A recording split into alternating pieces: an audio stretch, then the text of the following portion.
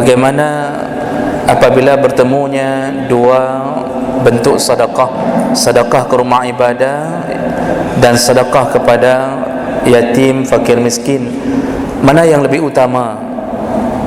Bersedekah ke rumah ibadah atau bersedekah kepada fakir dan miskin? Bapak Ibu yang dimuliakan Allah Subhanahu wa taala, yang pertama sekali, dua-duanya berpahala. Bagi orang yang mampu, maka dua-duanya diutamakan bagi orang yang mampu. Nah, tapi bagi kita yang punya keinginan bersedekah dan uang kita terbatas, harta kita terbatas, mana lebih utama, bersedekah ke rumah ibadah atau bersedekah kepada fakir miskin?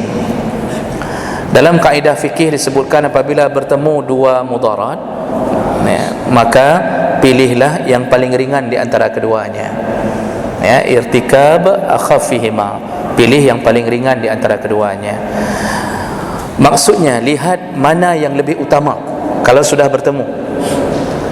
Sedekah ke rumah ibadah pahala besar. Bahkan Rasulullah berkata, barang siapa yang menginfakkan ke rumah ibadah walaupun sebesar tempat tinggal burung, sebesar sangkar burung, dia pernah wakaf ke masjid, masjid manapun, sebesar sangkar burung, kamak fasitairin, kata Rasulullah, maka akan dibuatkan rumah untuknya di surga Allah. Jadi besar pahala ke rumah ibadah. Cuma fakir miskin itu di dalam ayat itu lebih banyak disebutkan Allah.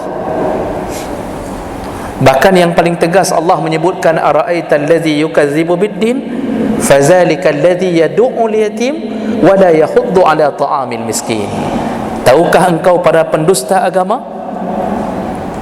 Pendusta agama apa maksudnya? Dia tahu bahawa Allah memberi janji yang bersedekah begini nanti dapat surga, tapi dia dustakan itu. Dia tidak percaya sama Allah. Itu maksud pendusta agama. Jadi dia tidak percaya kalau kasih ke orang miskin ini, tidak percaya. Tahukah engkau siapa pendusta agama? Kata Allah, fazalika alladhi yad'ul yatim, mereka yang membiarkan anak yatim hidup dalam kemiskinan. Wala yahuddu ala ta'amil miskin, dan juga membiarkan orang, tidak mengajak orang lain memberi makan kepada fakir miskin. Allah sebutkan yatim dan fakir miskin.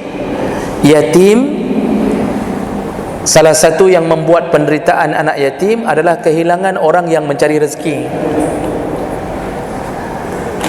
Tapi yatim tidak masuk ke dalam orang-orang yang berhak terima zakat. Coba lihat ayat tentang zakat. Innamas sadaqatu lil fuqara wal masakin wal amilin. Zakat itu diperuntukkan ke dalam 8 kelompok. Enggak disebutkan yatim. Kenapa enggak disebutkan? Karena ada yatim yang tidak miskin. Jadi membantu yatim bukan membantu karena kemiskinannya, dia kehilangan orang yang mencari rezeki, kehilangan tongkat, membiarkannya dosa besar, kecuali dia kaya. Kemudian Allah sebutkan tentang fakir miskin, wala yahuddu ala ta'amil miskin, dan tidak mengajak orang untuk memberi makan orang miskin. Makanya kalau disandingkan antara ke rumah ibadah dengan fakir miskin, mana lebih utama? Lebih utama menolong fakir miskin bagi mereka yang punya harta terbatas, dan ini sama-sama memasukkan surga, sama-sama amal yang bisa memasukkan surga.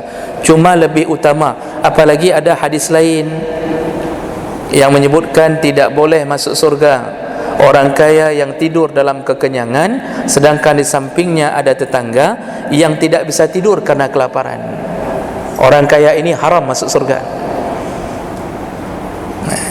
Jadi utamakan, tolong dulu fakir miskin, karena itu menyangkut dengan nyawa. Sedangkan rumah ibadah tidak ada kita, ada orang lain yang menolongnya.